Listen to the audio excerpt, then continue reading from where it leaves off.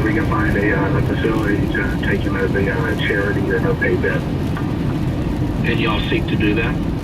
We try. It's rarely successful.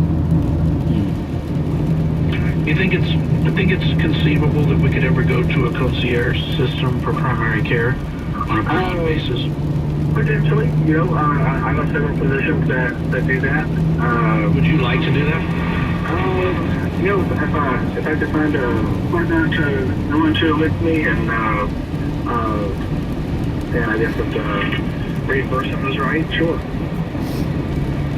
When you say the reimbursement, you mean the compensation? Yeah. So if I, so I don't have a paycheck going to that, so I'm going to do it now. Then I won't be able to pay the bills and keep hunting these.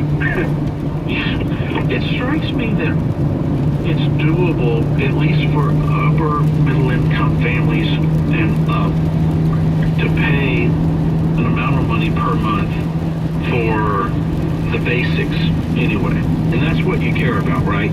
When your kid's sick in the middle of the night, you want to be able to call you. I have a relationship with my doctor where I can text him at midnight and he'll text me.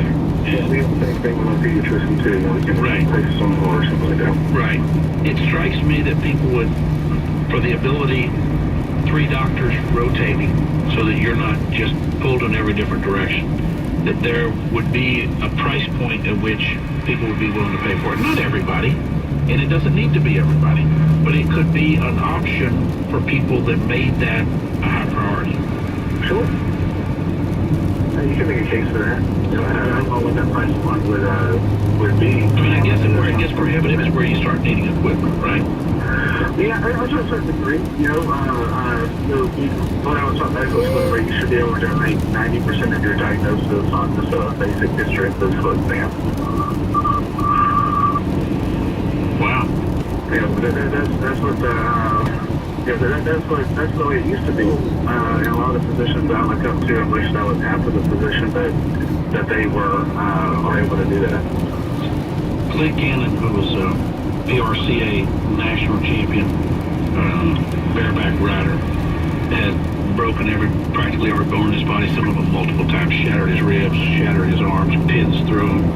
He even tells a story about ripping his testicle in half at one point, the sac, and they had to sew it up with needles, but he had to ride one more time to get the prize, which was $10,000, and so he got on the horse, as painful as it was. And he said, it's veterinarians that treat them at these rodeo events, not doctors. He said, I would argue that veterinarians are better doctors than your traditional family doctor. And I said, why on earth would you say that? He said, because a veterinarian doesn't get the patient to tell him his symptoms. He said, a lot of doctors get lazy. True. That is very true. He said that a lot of these doctors get lazy. You come in and give them your 3, 4, 5 symptoms, and they go, oh, based on those symptoms, here's the prognosis or diagnosis. And he said, a veterinarian has to go up to an animal and discern based on what they see and how it reacts. They have to figure that out on their own. I thought that was an interesting perspective. Yeah, that's very true. We're all animals. Just, what kind of animal are you? Ramon felt very awkward when you said that. He felt that might have been too much information. I'm glad you called, Christian. I appreciate it. Like I say, I appreciate your show, and your 12 days of Christmas kindness inspired us to give back a little bit to the kids that are going to be in the hospital. So I just want to thank you for that inspiration. That's very nice. I appreciate you saying that. That makes me very, very happy. We're going to be sharing some of those with you over the next few days. We've got some updates on some of those stories from 12 Days of Christmas Kindness and Hanukkah Happiness. So there you have it. Another show in the books. You can always reach me by email through the website at michaelberryshow.com or michael@michaelberryshow.com. If you want to go back and hear what the good doctor said, or someone does, or you want to share that interview with them, or anything else we do, that's available on the podcast at michaelberry.com. Just click on it, pick the date, and you can listen. They'll do all 3 hours in the morning and then 2 hours in the evening.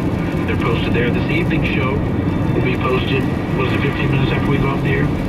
So within 15 minutes of when we go off the air, the evening show is posted there. So if somebody references something, you want to get more details, there it is. All right, we're doing our Christmas caroling this Wednesday, free, open to the public. We're going to celebrate with the veterans of Camp Hope. Children are invited. It's at the Redneck Country Club. You don't have a member. It's going to be a lot of fun. iHeartRadio is your Christmas music app. No need to search for the perfect Christmas soundtrack. iHeartRadio is the only app you need for Christmas music. Our most popular Christmas station is iHeart Christmas. 100% Christmas favorites, all commercial-free. North Pole Radio, hosted by the big man himself, Santa Claus, taking calls from kids and playing great Christmas music for the whole family. iHeart Christmas Classics, timeless and classic Christmas songs. iHeartRadio. Depend on us. News Radio 1190 KEX. 1190 KEX Portland, an iHeart radio station. Now, the news. Good afternoon. I'm Gail Cunningham. Our top story. Here it comes. The strongest storm of the fall season arrives tonight. K2 meteorologist Dave Selesky says it'll pack heavy rain and strong winds. Main push out of this was not going to be happening until late tonight and early on Tuesday morning. So when most of us are sleeping, that's when the real heavy rain, the very high winds will be blowing over much of the Pacific Northwest. Winds at exposed areas of the coast could hit 70 miles an hour. Winds here in the Willamette Valley could gust to 45 miles an hour.